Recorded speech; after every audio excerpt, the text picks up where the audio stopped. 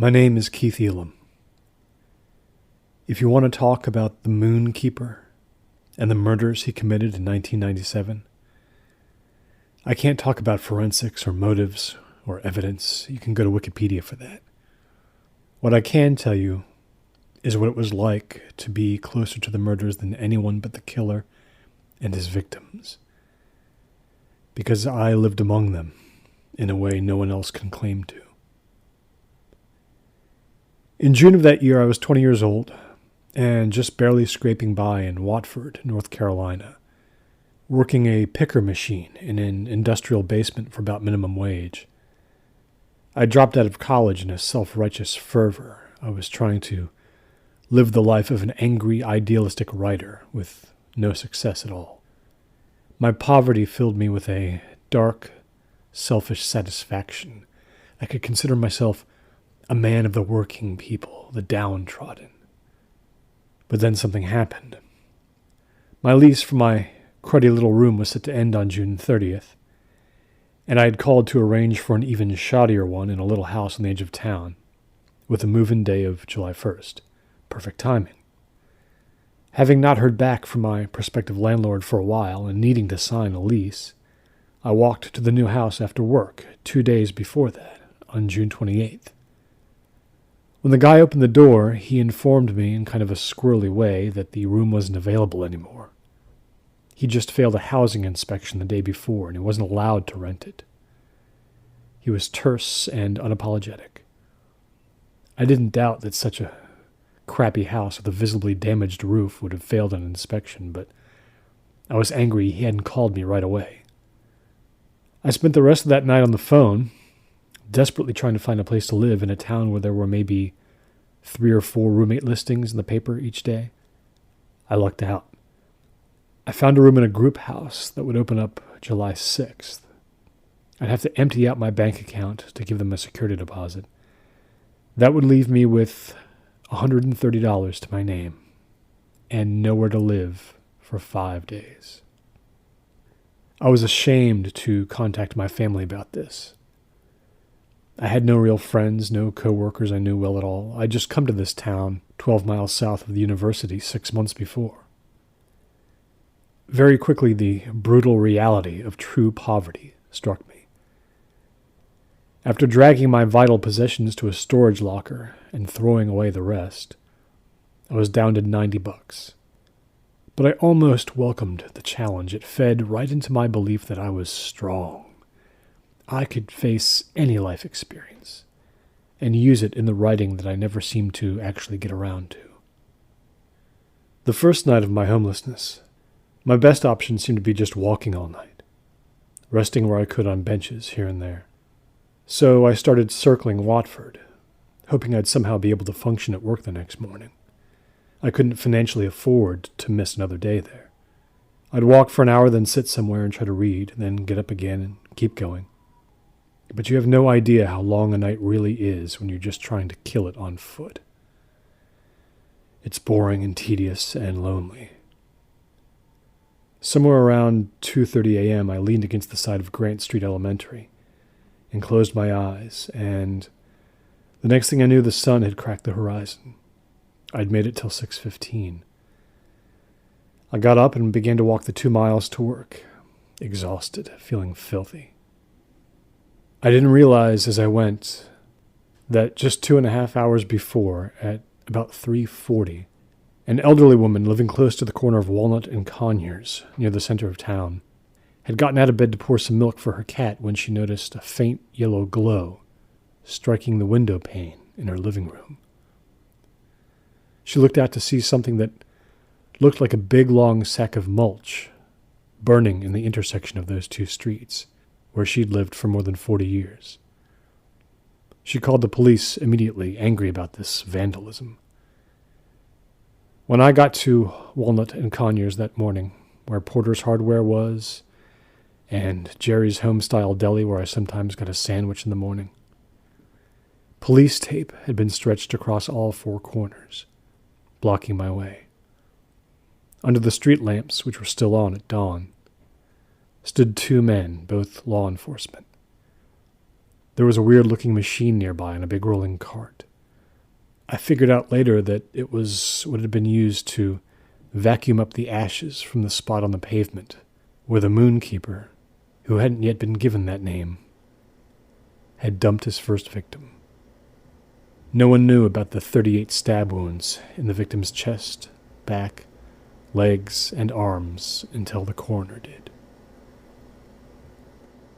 It was the first murder in Watford in 4 years, and the most gruesome one it had ever known.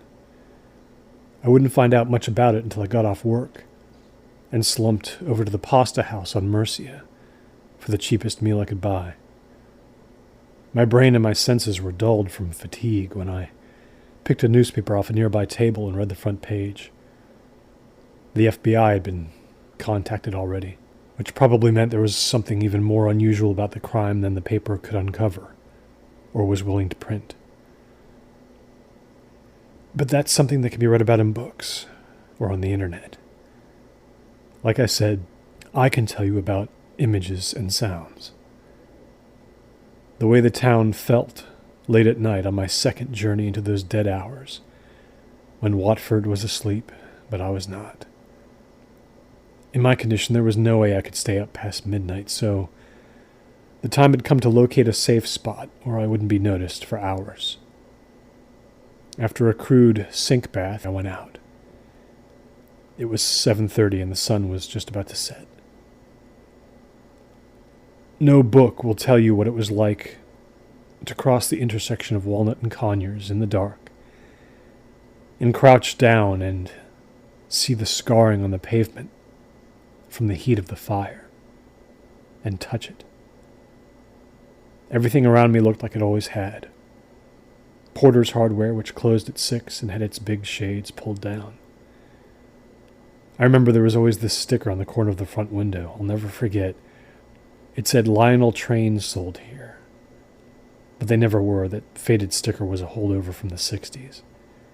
Across the way, the deli with a new hand-lettered help wanted sign because I knew the girl who had started there, working the counter that summer, had gotten pregnant and just moved away.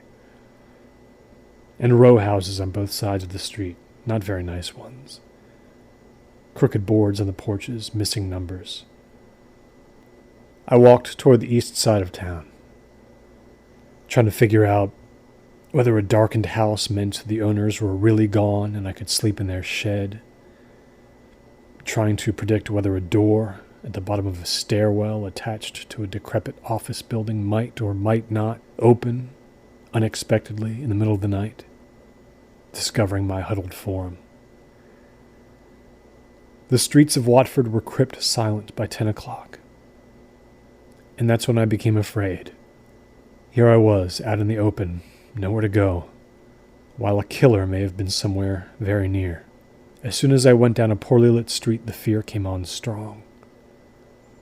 The victim, age 31, who had disappeared from outside the medical arts building while waiting for a ride, hadn't been just stabbed. The victim had been displayed. An act of intense rage. I felt the need to find shelter quickly, but every spot seemed flawed, exposed, or dangerous. I had an idea to walk along the train tracks that bordered the east edge of town. They ran alongside the steep rock edifice of Sugarbend Hill. I thought I remembered ridges and notches in the dark base of the rock where I could probably sit and be mostly unseen, disturbed only when a rare freight train rumbled past toward Clive. I could live with that. I cut behind the farm supply store on Bockett Road and through 50 feet of woods to pop out onto the unlit tracks. I began to walk down the center of them under an orange half moon, inspecting potential spots as I went. This spot was too uncomfortable. That one would make me sit too upright all night. I checked my watch, 11:15. I was so tired my mind couldn't think very logically. Through the trees on my right, an occasional sprinkle of light hinted at the back of a house. But soon even those stopped, and I was essentially cutting through the woods. I looked up and I saw someone else on the tracks, coming toward me. I got off the tracks and kept going along the side, hugging the strip of scrubland that surrounded the mountain, keeping my head down. But then I heard the stranger's footsteps in the gravel as well. This person stopped as I approached. The hair on my arms rose. I could feel it. I couldn't see much of the person's face, but it was a young face, someone my age. First he said, "Hi." I mumbled hello in response. "What's the word of the day?" the man asked me. I didn't answer. He said it again. "What's the word of the day?" His head was slightly tilted. His hair was askew.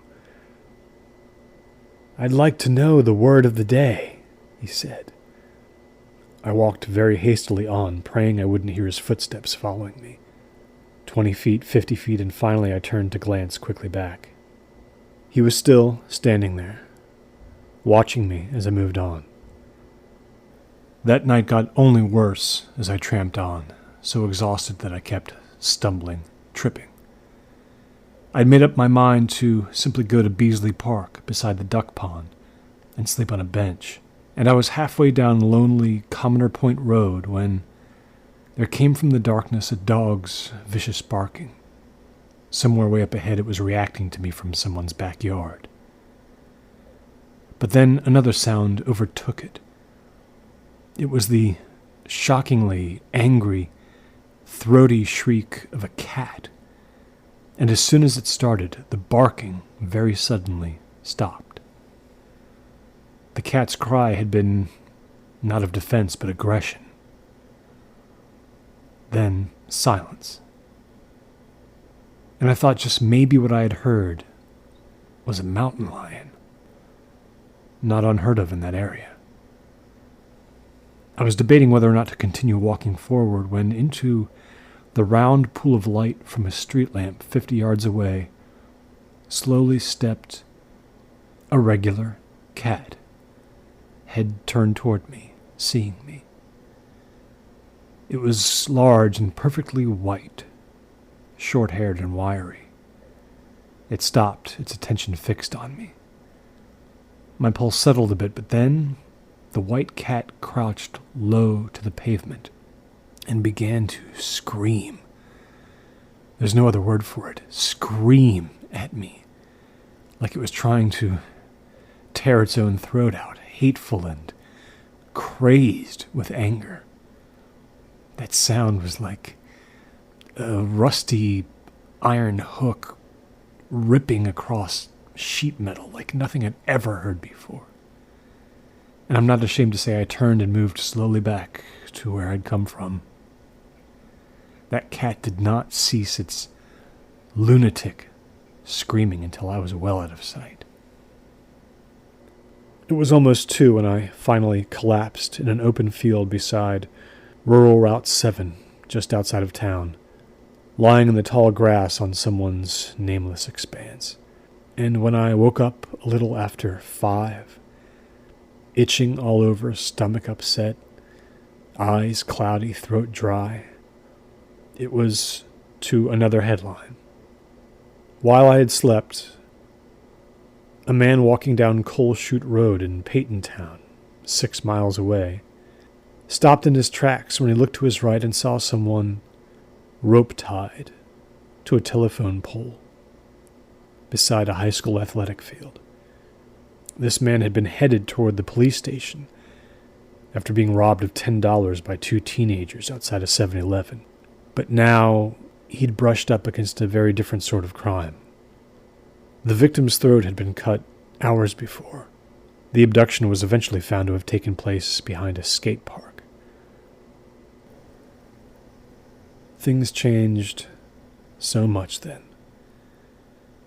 Not only was I scared all the time, but I figured walking the streets of town long after dark had fallen would certainly invite police attention. As a vagrant who had been entirely alone when the murders had been committed, who had no one to save for him, oh yeah, he was with me, I didn't want that. There was no bus that I could simply leave town on, and where would I go anyway? The second murder had happened in a different place. I just needed to be inside somewhere, but a plaintive request to my imminent roommates didn't get me a sofa or even a floor to sleep on until my room opened up.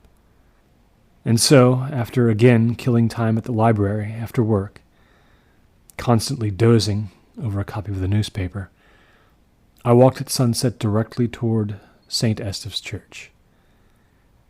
That began the long, long night I think of first when I think about the Moonkeeper and the terror he put inside me. I didn't know how church shelters worked really. I just knew I'd seen a sign outside the church at one point saying it could house the homeless. So I just walked in and sat down in a pew for a few minutes. It wasn't too long before someone came in through a side door and nodded at me, walking past.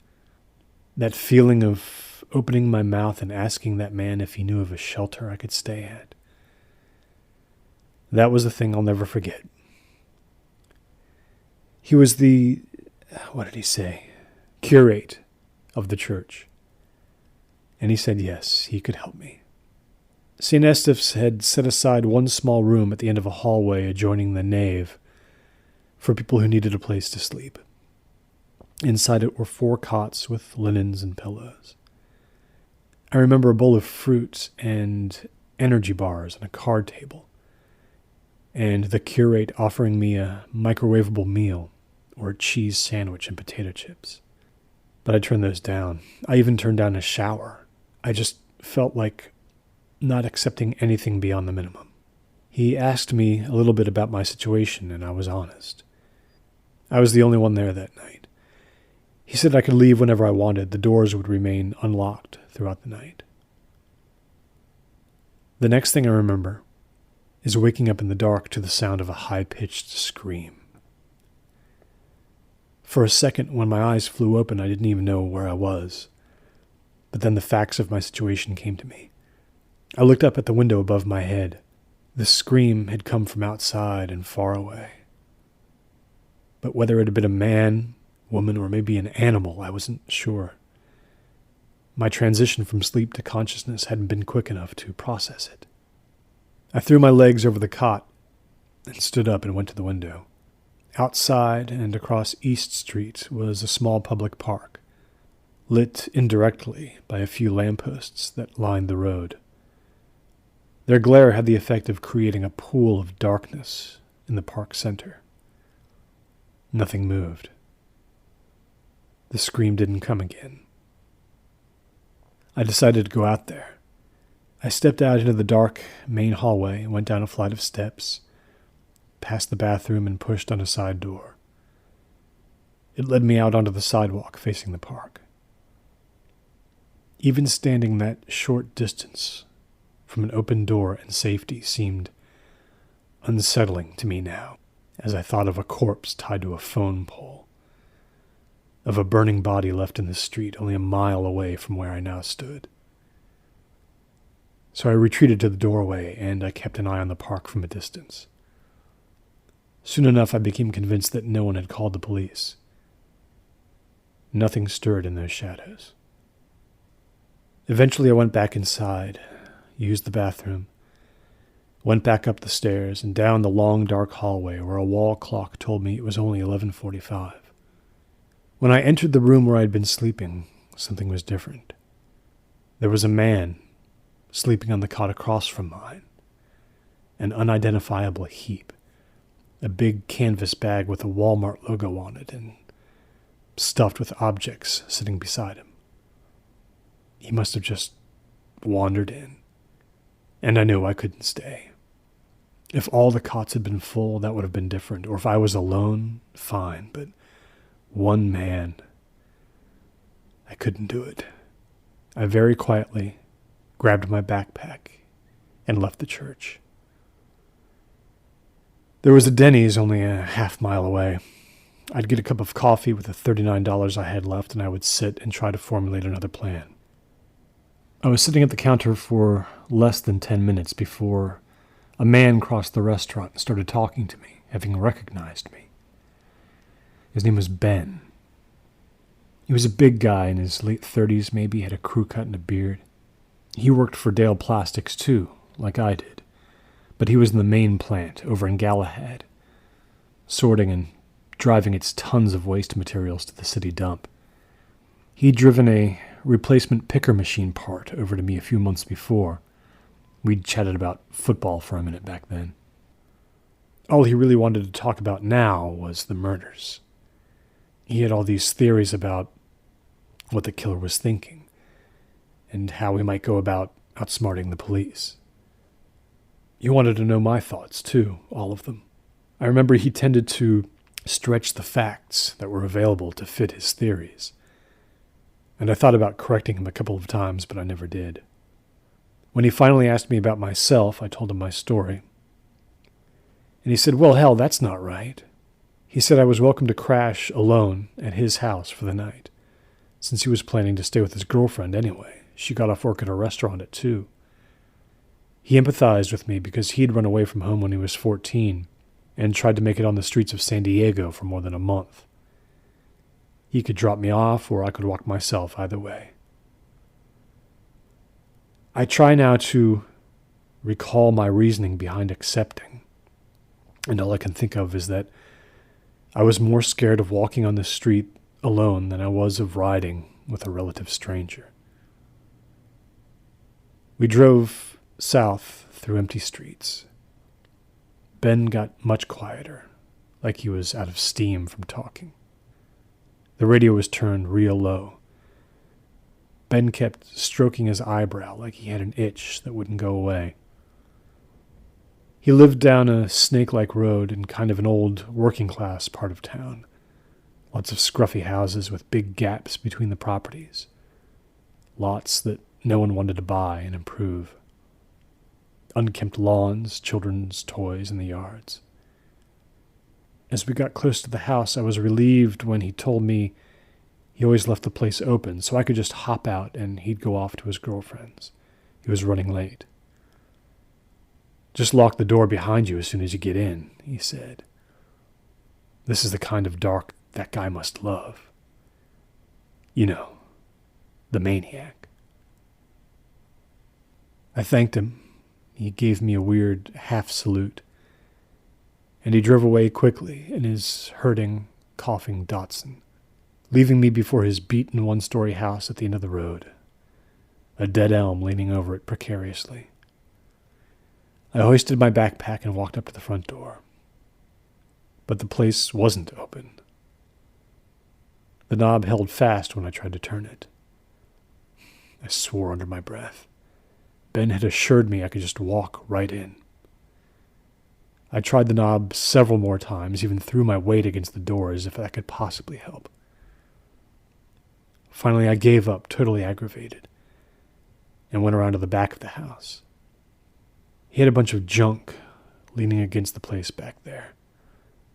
An old Vespa that looked beyond repair, a bunch of old rusted iron rods, even a wheelchair. The back door was locked, too. I peered in through a window and noticed it was pretty filthy and cracked in one corner. Noticing that crack, that one little detail, was for some reason what caused my blood to suddenly run a little cold. Why had he told me the place was open and then driven away? The night was so quiet I could hear things I never normally would have. And now what I heard as I started to walk back around the house was a car engine, old and unmaintained. It was a ways down the street, but it was coming closer. And it was coming closer very slowly, as if whoever was driving it didn't want to attract attention. Through the trees that dotted the vacant, semi-wooded lot next to Ben's house, I should have been able to see the glow of headlights. But I didn't. His car was creeping closer, but it had no lights on. My mind didn't bother sorting through the less frightening possibilities of what might be happening. Those headlights being off as the car came a little closer, I backed up about 10 steps and around the corner of the house, so I was totally behind it again.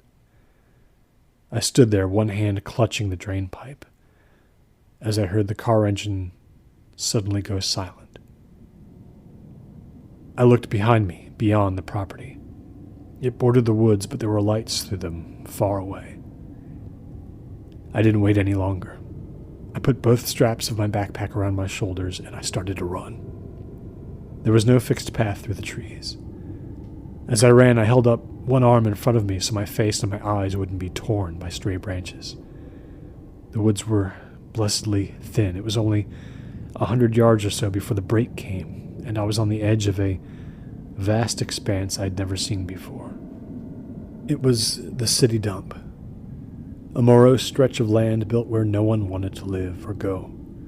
The lights I had seen were set into 3 distant tin shacks, deserted with the onset of night. Wide, muddy tracks snaked around cyclopean mounds of trash. The smell was noxious even from where I was, a quarter-mile away from the closest one. The dump was fenced off, but not in any serious way. As soon as I fell to the ground on the other side, I felt briefly like I was out of whatever danger I may or may not have imagined. But then I realized that Ben must have known the geography of this place inside and out, and that Chronicle Road encircled the dump. I began to cross the dump, feeling woozy, lightheaded. The bottoms of my tennis shoes became encased in a quarter-inch of sticky mud. I didn't know an efficient way out, and I couldn't navigate effectively in the dark, so I just went straight. Sometimes, though, I had to veer around one of those huge mounds which rose up and could blot out the sky with their height. I began to kick away old boxes and cans and bottles and God knows what else as I moved. And everywhere there was the flapping of the gulls who had settled in my path. Hundreds of them perched on the mounds, eating whatever they could, pushing each other out of the way. I tried to breathe in only when I had to. I felt my sanity truly begin to trickle away for the first time when I thought I had lost my way, trusting the tracks created by bulldozers too completely. Somehow I lost sight of the lights on the tin shacks and I couldn't get them back. So there was darkness in all directions. Then around a bend I stopped because I couldn't believe for a moment what I was seeing. In front of me was something resembling the entrance to a maze. But instead of manicured hedges, the walls of this maze were vending machines. An entire section of the dump had been clogged with innumerable metal and glass hulks of similar size and shape, ranked tightly in giant rows and columns. Bulldozer tracks wended between the rows. I followed them. On my left and right, the machines, all broken, partially crushed, rusted, shattered, stood unevenly in the mud, stacked 3 high. I trudged alone, twisting and turning when I had to, through this veteran cemetery of machinery, becoming exhausted with the effort as the diseased mud sucked at my soles. Gulls were perched in long, silent lines atop the machines. They seemed to be watching me. My heart beat furiously when suddenly they all took off at once on some cue I couldn't hear, beating their wings chaotically, swarming, heading in the direction I had come from, hundreds of them. They came so close that I put my head in my arms and ducked. Then they were past me and gone.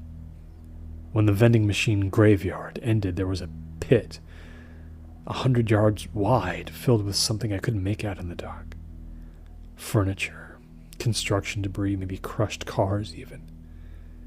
I saw enormous shapes and precarious towers of rubble down there as I walked along the edge, having recovered the light from the shacks in my vision.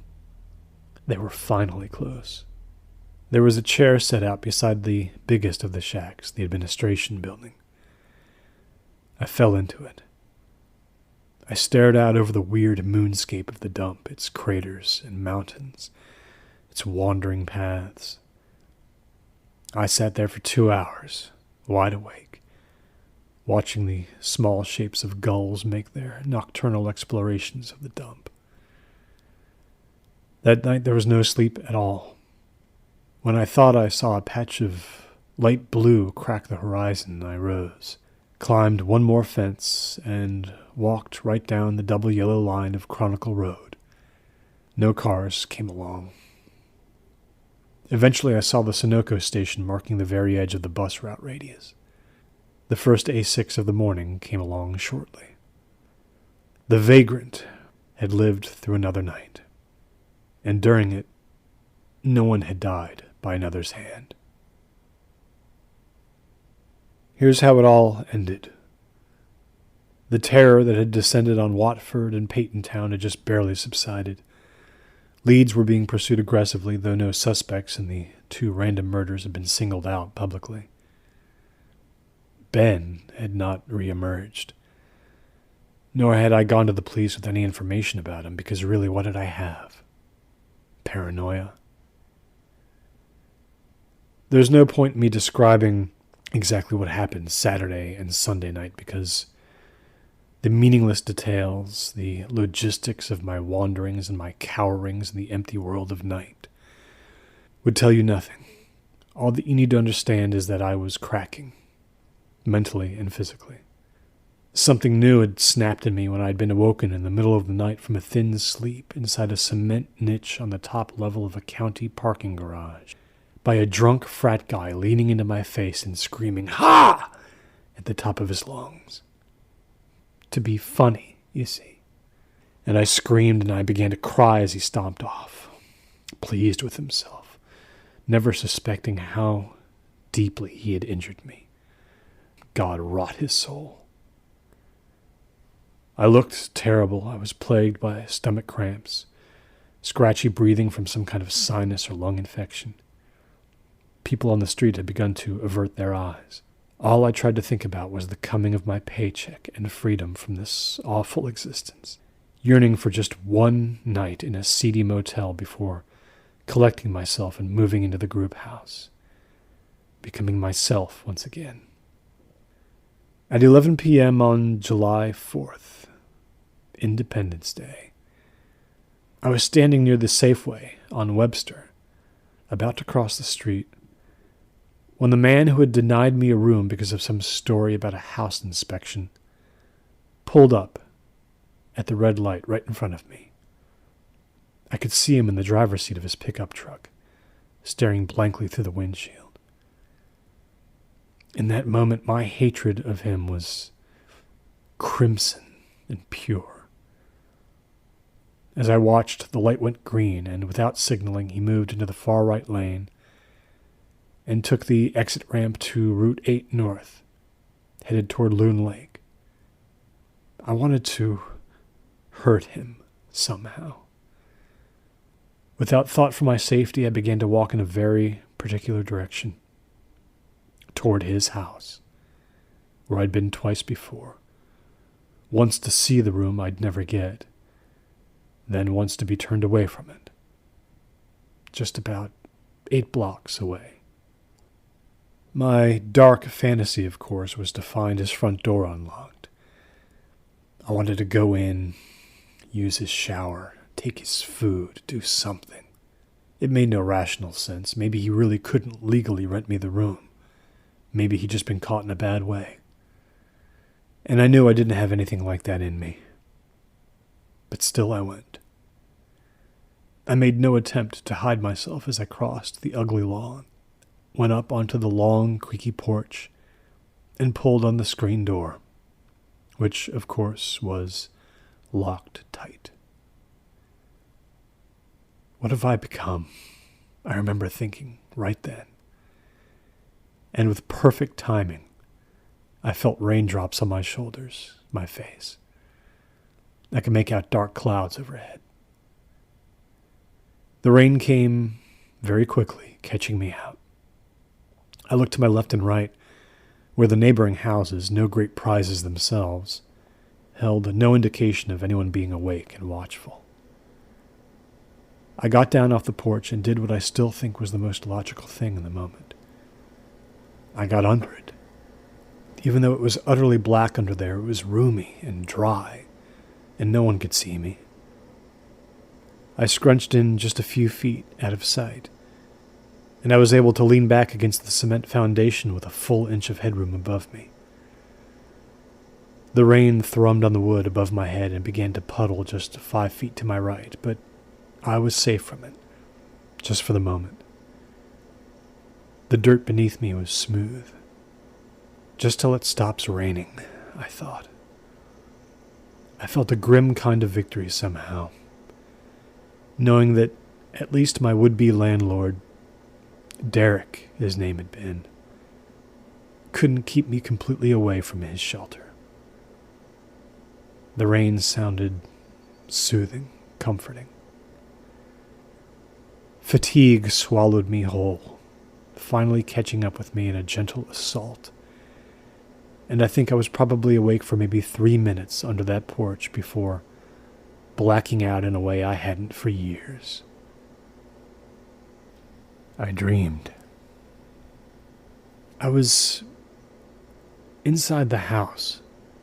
Derek was leading me up to my room. He was breathing heavily because it was an effort for him to climb so many stairs. He was apologizing for the misunderstanding.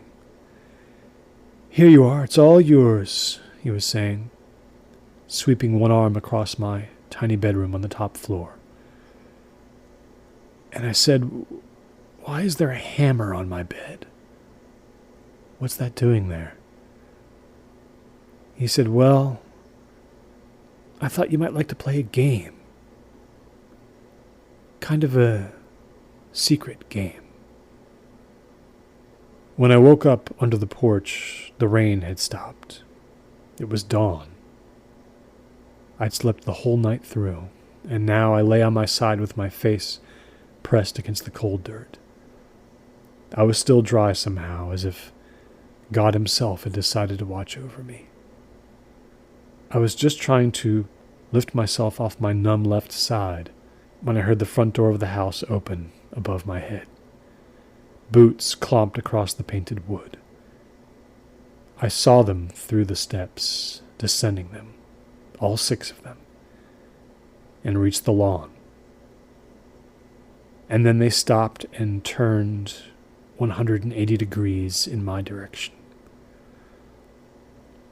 I saw the legs begin to crouch, but no face appeared. Only an arm did. Its owner had crouched just to feel around underneath the front of the porch. He was holding something in his right hand, and that hand explored for a moment. There was this natural wooden ledge running the length of the porch, and as I watched from 8 feet away, the hand clumsily placed an object on the ledge, and then the hand retracted. The man stood fully up again, turned, began to walk away. I heard a car door open. The engine started. The man drove off. I scrunched closer to that ledge. With just the very tips of my fingers, because I wanted to be safe, I picked the Bowie knife off it and stared at it in the semi-darkness. I made sure to put the knife back exactly as I had found it before I crawled out into the growing daylight, turned east, and went to the police. I even made sure not to wipe any of the dried blood that was on the knife off on my shirt. I figured they would need every molecule of it. The questioning lasted all day, and I began to think they might never believe me. But in the end, they did. They brought me hot dogs and let me sleep in an empty cell, undisturbed. At 5 o'clock, they told me they'd like to speak to me again. They had procured a confession. Derek Christian McDowell had killed a balloon folding artist named Jamie H. Villander on the morning of June 28th, probably no more than 6 hours before I knocked on the door to inquire about the delay receiving my lease. McDowell's response had been a lie to keep me out of the house. Later that night, he'd put Villander's body into a meat freezer. Sometime later, while I slept under his porch, McDowell had finally gotten around to the business of cutting up the corpse, for fear the power company would soon cut off his electricity, and thus his storage plan, because of an unpaid bill. First, he'd driven out to Loon Lake to retrieve a hacksaw and a bowie knife from his grandfather's farm. The police were all kind, every single one of them. They offered to put me up in a nice hotel if I didn't feel like moving into my new home right away. I assure you I accepted. 2 nights after that, there was a knock on my hotel room door. It was Detective Prince. We talked for a while. My testimony was, of course, going to be an important part of McDowell's trial next year, he assured me. But I should know, the murder of Jamie H. Villander seemed to be nothing like what had happened to the victims of July 1st and 2nd. Nothing like them at all. This had been a pathetic jealousy killing, and likely nothing more. 4 days after McDowell confessed to Villander's murder, a jogger running at sunrise past the home of Gary and Linda Kastenberg, both aged 43, saw something very strange in their front yard. For some reason, the couple was lying there as if they had gone to sleep in the short grass.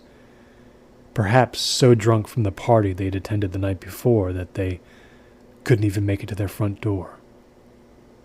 But they were lying face up, and their hands were covering each other's faces. After that, on July 12th, it was Damian Lamanchik who was killed. August 25th, Martha Keough. October 1st, Cynthia Mosbar. October 3rd, Jason, Ella, Daniel, and Haley Ware. January 13th, Tina Eichide. Penelope Lasky. Isaac and Celestine Milliken. Angelica French. And then in March of 2001, Sandra Stevich. That was the one where a reporter for the Raleigh-Durham News saw a crime scene photo he wasn't supposed to, got inspired, and used the name MOONKEEPER in print for the first time. That is where the name began. You can look up yourself what it means. It is November 12th, 2017. I am in Watford, North Carolina for the first time in 19 years. Drawn back here by the murders that just took place on November 3rd and 7th, after an 18-month lull in the Moonkeeper's activity. 35 bodies since 1997, found in Watford, Peytontown, Vilma, Trent River, and Tallcastle. 35. But no more. It's stopping now. I've come back to make sure of it. Since my first foray into the dead of night as a temporarily homeless 20-year-old, I have spent more nights on the streets than I could ever count. Life has been hard for me, yeah. I never amounted to anything my parents wouldn't be ashamed of, and I don't know anything about love or friendship. But I know more about how to live without a roof over my head than anyone you will ever know. I long ago lost my fear of hostile strangers passing in the dark, vandals, stray dogs, street crazies, drunk drivers, cops, hunger, frostbite, things moving in the shadows. My senses are attuned to the night far more than anyone in the hapless FBI. They obviously can't catch him with their sophisticated equipment and psychology. So I'm just going to start walking, wearing the exact same backpack I had in 1997, patched and repatched 24 times. I have nowhere to be. I'll walk until our paths cross. Easy prey, that's what I'll look like. He'll come. I'll trap him and then you'll all thank me. Moonkeeper, come out. I'm headed down Conyers Avenue all the way to Tinker's Mill. Then maybe I'll stroll down desolate Chronicle Road, past the part of town where my old friend Ben lived. Ben, who may or may not have been questioned by police sometime in the last 2 decades, if he's even still alive. But I don't think he's you. Let's talk, you and I, in a red-lit stairwell, under a silent park pavilion, in a vending machine graveyard, about night and its loneliness and its terrified faces.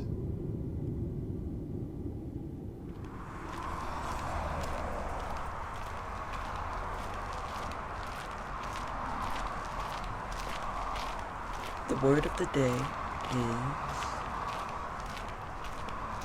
snack shop. The word of the day is snack shop.